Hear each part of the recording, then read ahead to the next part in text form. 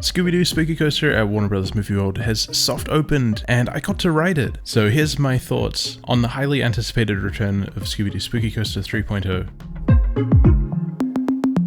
Now, before I start, it's important to note that this is a technical rehearsal. It may not be a full indication of the final finished result, and it's common during soft openings and technical rehearsals for some of the effects to not be working or for the ride to open and close throughout the day. So I'll reserve my full opinions for after the official opening, which is on the 14th of December.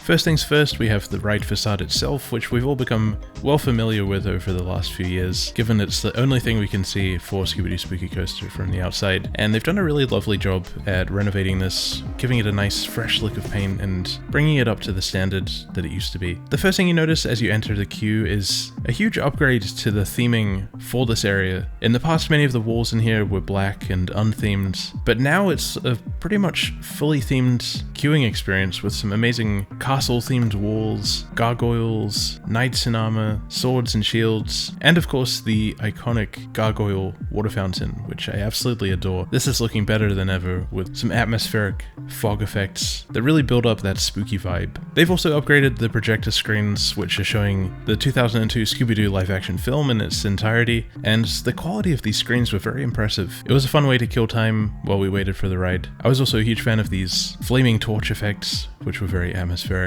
And I even noticed that some of the knights in armor actually moved. Next we moved along into the station, and this is definitely my favorite part of the queue. This is such a cool station. It has an incredible atmosphere. There aren't really many changes to the station itself, except that they've really brought it back up to its former glory. It's all working as intended. The gesture door is back, and everything seems to be ticking along smoothly. All the ride vehicles are in excellent condition, and it didn't take too long for us to get on the ride itself. There is, however, the addition of the new locker system, which is where guests can put their belongings before getting on the ride, and unfortunately I wasn't a huge fan of how this was integrated. It was a little bit clunky and a bit of a traffic jam. It was sort of difficult to actually get to the lockers because you also have people exiting the ride coming out to collect their belongings as well, so it gets a bit gridlocked here and it definitely causes some delays. I can imagine this will be a huge toothache in their operations and will slow things down quite a lot. Now to the ride itself, the main event.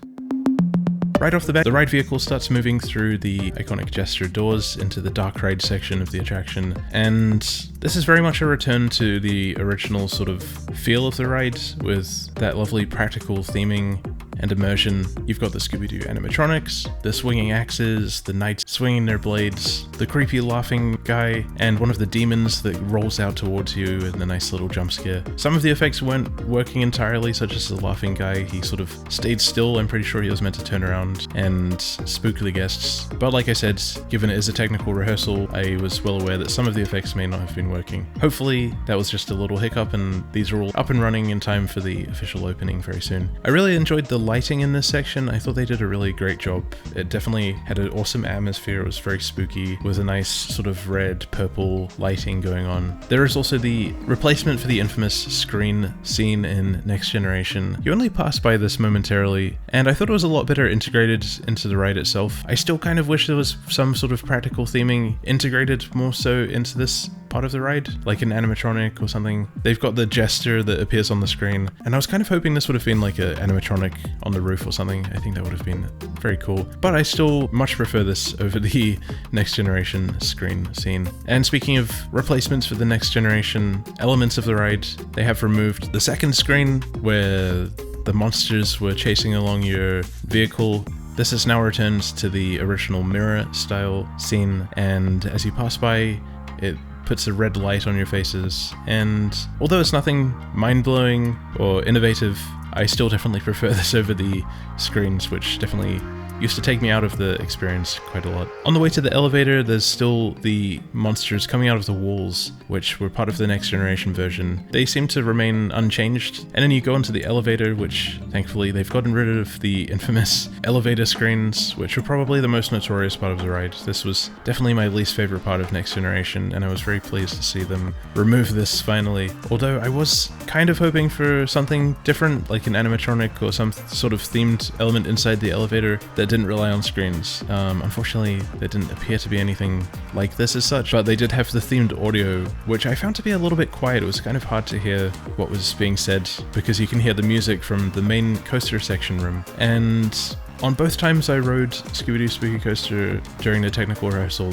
the entire coaster section was completely dark. There weren't any laser effects, and I didn't notice any changes to this from a thematic point of view. The track definitely felt a lot smoother in some areas. I did notice that a couple of the drops felt a little bit rough, but definitely nowhere near as rough as they used to feel during the end of Next Generation's lifespan. There's not much else to say about this section of the ride. It's just a blast. It's a really fun attraction that I really enjoy rewriting, and they have changed the grand finale to a much more well-executed final scene, which I enjoyed, with the iconic Spooky Island tiki face. And they do still have the screens here, but similar to the ones at the beginning, I thought these were much more well integrated. They did a very good job with this. The Scooby-Doo animatronic is back as well, and it's very charming. It's not the greatest animatronic in the world. In fact, I would barely call it an animatronic. It's basically just a model with a head that kind of bobs up and down. Then you go into the final drop, and it does seem like they've added some lights to the scene, which are blinding, but I kind of enjoy the shocking effect. And then you go into the brake run, which is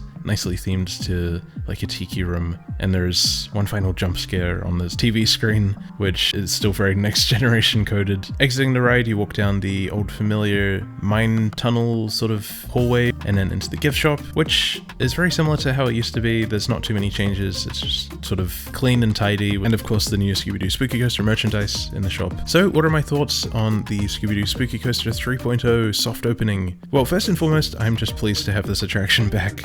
It's my favorite ride in Australia. I've got very strange taste, but it is a beloved attraction. There's a lot of people that really love this ride, and it was really fun to re-experience it in a sort of new light and back up to the standards that it kind of used to be at in some ways. Not in all areas. There are a few aspects of this version that I found somewhat disappointing, but that might be due to my own expectations, and given the fact that we didn't really get too many glimpses inside the attraction before this date. As I said, I wasn't a huge fan of the locker system. It definitely was very clunky and a little bit awkward.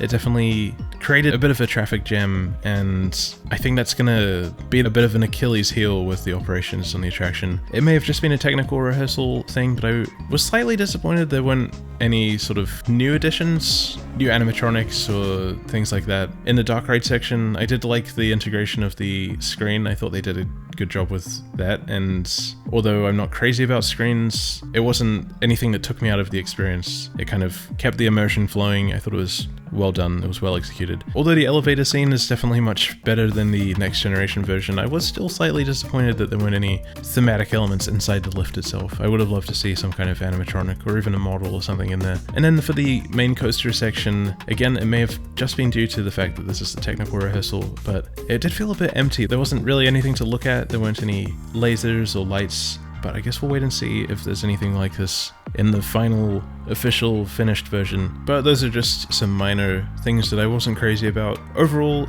I'm just really pleased to have the attraction back. I think it's still very enjoyable, although there aren't too many huge changes. I really love the main queue section. I think they've done a brilliant job with giving that a sort of full themed immersive upgrade. I thought they did a really good job with that. The ride vehicles are all in good condition. The station is excellent. The atmosphere is really nice. The dark ride section is still quirky and eccentric and lovable. The lighting is fantastic. The soundtrack is really fun. It's still a really fun experience from start to finish, and at the end of the day, that's all you can ask for, and that makes me happy. The official opening, like I said, is coming up on the 14th of December, and I have also been invited for a special sneak peek preview, so hopefully that will be more indicative of the final result, and I'll be able to give a more fleshed out opinion. But that was my first impressions of the soft opening for Scooby-Doo Spooky Coaster 3.0. What do you think? Are you excited to come and check this out? Did you ride it already? What did you think? Let me know down below in the comments.